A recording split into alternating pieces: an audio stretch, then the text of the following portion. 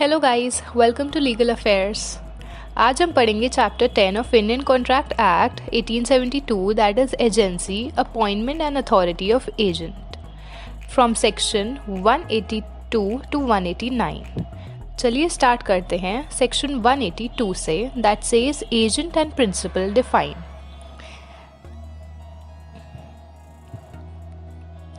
An agent is a person employed to do any act for another or to represent another in dealings with third person.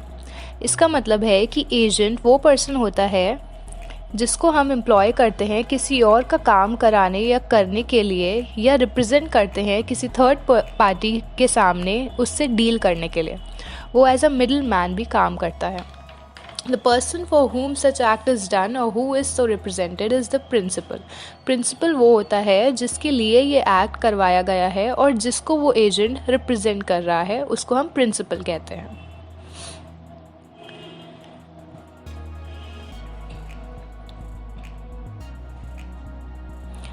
Section 183, who may employ agent। कौन agent employ कर सकता है? Any person who is of the age of majority according to the law of which he is subject and who is of sound mind may employ an agent। कोई भी person जो majority as का है, that is 18 plus है law के हिसाब से, और साउंड माइंड है, मतलब पागल नहीं है, और एजेंट एम्प्लॉय कर सकता है, वो इंसान एजेंट एम्प्लॉय कर सकते हैं। अब आते हैं हम सेक्शन 184 पे, which says who may be an agent. Agent कौन बन सकता है? As between the principal and third person, any person may become an agent, but no person who is not of the age of majority and of sound mind can become an agent, so as to be responsible to his principal according to the provisions in that behalf herein contained। इसका मतलब है principal और third party के बीच कोई भी person agent बन सकता है, बट कोई भी ऐसा पर्सन जो एज ऑफ मेजॉरिटी या साउंड माइंड नहीं है, वो एजेंट नहीं बन सकता, क्योंकि प्रोविजंस के हिसाब से वो ज़्यादा रिस्पॉन्सिबल नहीं होते हैं on the behalf of the principal. अब आते हैं सेक्शन 185 पे, which says consideration not necessary. इसका मतलब है कि कोई कंसिडरेशन यानी कि लेन देन ज़रूरी नहीं है कोई भी एजेंसी क्रिएट करने के लिए। No consideration is necessary to create an agency. Section 186 says agent's authority may be expressed और implied. The authority of an agent may be expressed or implied। इसका मतलब है कि एजेंट की अथॉरिटी या पावर एक्सप्रेस या इम्प्लाइड दोनों हो सकती है, यानी स्पोकन या रिटन दोनों हो सकती है। अब आते हैं section 187, which says definition of express and implied authority. An authority is said to be express when it is given by words, spoken or written। जब कोई अथॉरिटी या कंसेंट बोलकर या लिख कर करा जाए तो वो एक्सप्रेस अथॉरिटी कहलाई जाती है।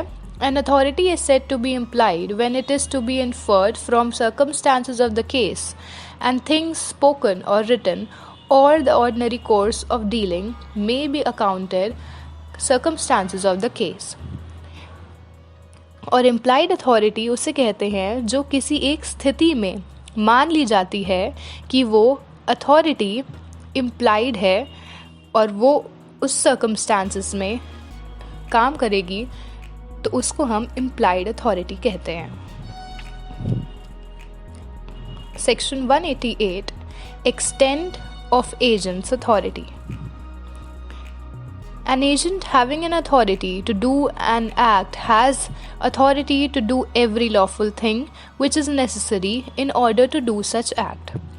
इसका मतलब है कि एजेंट जिसके पास अथॉरिटी है कोई भी एक्ट करने की, तो उसके पास उन सब लॉफुल चीज़ों की अथॉरिटी है जो नेसेसरी हैं in order to do such act।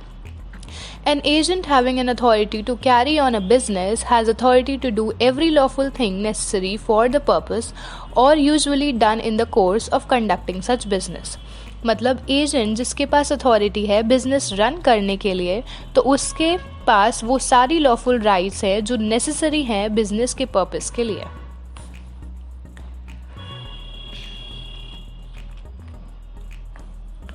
Section 189 agents authority in an emergency.